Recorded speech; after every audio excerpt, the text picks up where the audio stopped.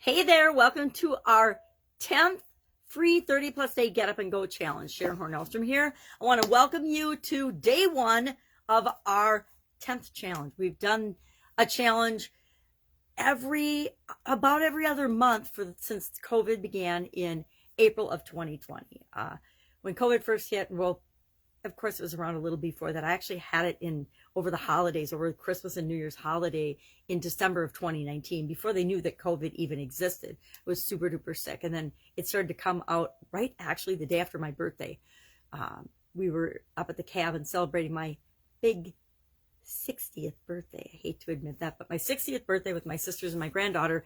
And the travel bans and things began to be announced, and everything was changing really, really fast. When we got home, everything was shut down in my home state of Wisconsin for a 2-week period. But before that 2-week period had hardly even begun, we knew it was going to be another month. And I knew that in order to keep moving, keep myself getting up and moving and doing things, I had to do something. And I had to be able to do what I could do with what I had right then to help other people as well. So I decided I would do a challenge. And in March, I did a 10-day get up and go challenge and realized that if we were going to be down and had different opportunities and different ways to use our time, that the month of April needed to be a bigger challenge. I was going to do a challenge every day for the month of April. And over time, it's morphed over the last year, almost 2 years now.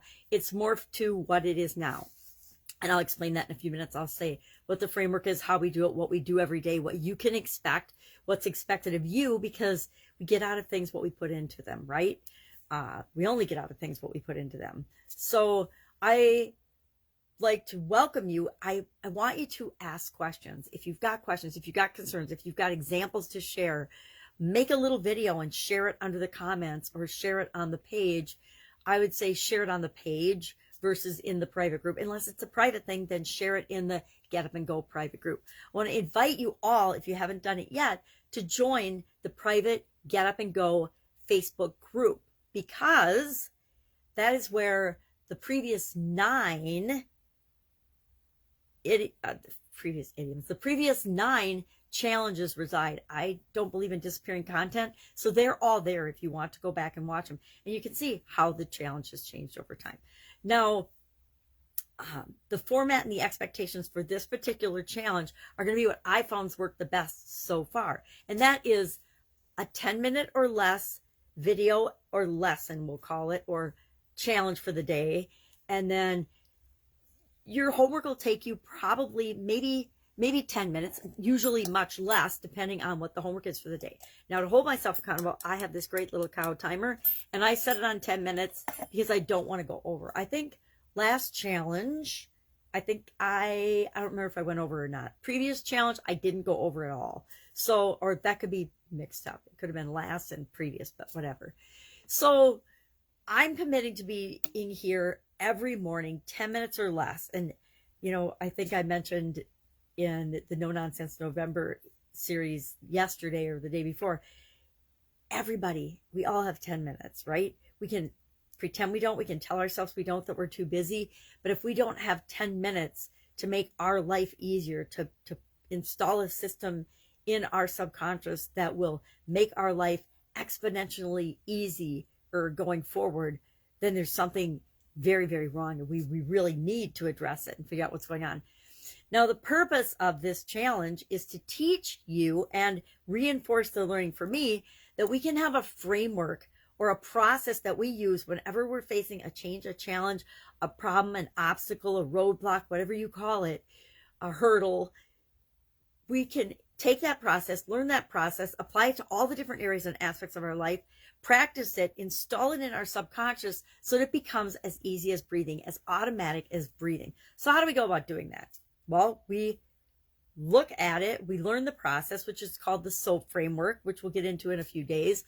And then we practice it for each of the different areas and aspects of our life, our physical life, our physical health, our mental, our emotional, our spiritual health, our financial health, our contribution, what we're here to share with the rest of the world, and our relationships. And then I added in April of this year, communication and confidence as core skill areas that all of us can improve in all the time, right? No matter how confident you are, your confidence could always be better, because there's a difference between confidence and ego. No matter how awesome a communicator you are, I still stumble over all my words, and I've done over 5,000 videos in the last couple of years, and I still trip on my tongue and say the wrong words and use the wrong phrases, or could have said it better, right? So I added those areas. So we'll discuss and we will use this SOAP framework in all 9 areas and aspects of our life. I go through the challenge right along with you. So if somebody doesn't offer up an example or themselves as a guinea pig that they want to go through a problem or a challenge in a particular area of their life, then I'll just do it myself and pick an area and share that with you. Every day, in addition, we will have a tool that we use to make our life easier. I realize that over 5-6 decades of living, I have accumulated an incredible toolbox of literally hundreds, if not thousands, of different tools and techniques and strategies and frameworks that work really, really well for me. And I'm like, well, if I'm using them, why wouldn't I share those with other people? Because if they're valuable to me, chances are some of them will be valuable to you. Now, what if you've heard of one before or used one before and you didn't think it worked great for you? Well, maybe I'll share it in a slightly different way or apply some experience or tweak that makes it actually work for you. And maybe when you first heard about a tool, it wasn't the right tool for you. It wasn't the right time for you to be exposed to that tool. But today, or the day during the challenge, might be the right time, might be the right day. So I'm going to encourage you to try to use the tool, at least attempt to use the tool, and don't necessarily give up because it doesn't work the first time for you.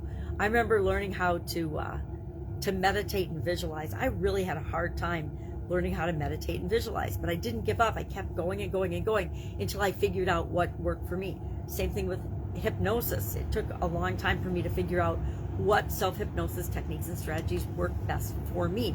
And that's what I'm going to encourage you to do with every tool that I share. Try it on, see what works for you, keep what works, throw away the rest, right?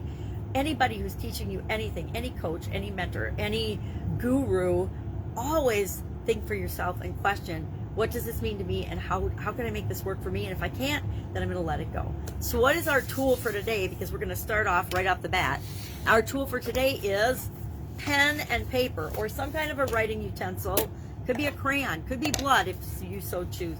But our tool is pen and paper, writing things down. Why? Because if we write it down, that means it's important. If we write it down, it helps to reinforce it in our memory. If we write it down, we're more likely to take action on it. So over the course of the challenge, I have had many, many, many, many notebooks and many pens and papers as I've done the challenge right along with you. And today, this time through, I started with a little notebook. The last 2 challenges, I've just needed a smaller notebook, but I want to document the journey. I want to keep track of what I'm doing and learning, and excuse me,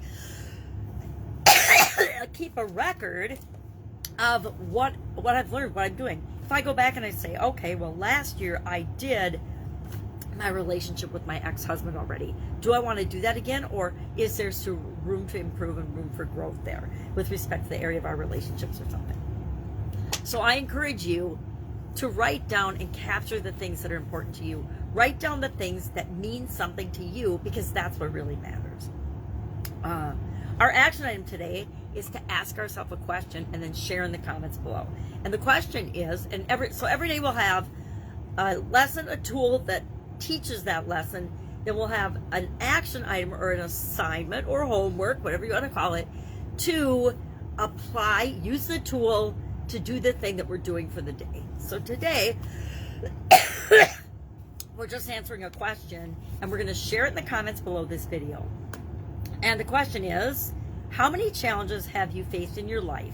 And I want you to share in the comments below the biggest challenge that you've ever faced in your life. For me, I've literally had 250,000 or more challenges in my life. Now, I define challenges maybe as smaller things than you do, but it's up to you. How do you define it? What's a challenge to you? What feels like a challenge to you? And how many of them have you experienced in your life? And then share in the comments below the biggest the thing that's been the biggest challenge for you. And it can be something that other people would consider small. Again, all that matters is your experience with this particular challenge. Mine personally was a sudden cardiac arrest. In 2010, I had a sudden cardiac arrest and died. We'll probably talk about that a little bit throughout the challenge. Not much, just a little bit, if it comes up in examples. So, every day, 10 minutes or less, lesson, tool, apply the tool to the action item that you're going to be doing for the day. Some of these, the first few days, are building blocks. We're building up a strong foundation to build our SOAP framework on top of. Then we're going to practice the SOAP framework enough so that you can have experience in any area and aspect of your life and know how to apply it and how to make it work for you. And by repeating it and practicing it, it will get installed in our subconscious. So we won't have to consciously think about the steps of the SOAP framework, the process, every time we're faced with a change or a challenge. But we can live confidently knowing that by allowing that to live in our subconscious, we will always analyze any obstacle or change or challenge that comes our way and come up with the best result for us, and a much better result than if we didn't have a framework or a process for dealing with that. Any questions, hit me up. Otherwise, I will be with you tomorrow, and we're going to hop right into our challenge. Do I have it yet? No, I don't have it done yet. And I don't really have today's done yet either. I'll have to go in and do the action.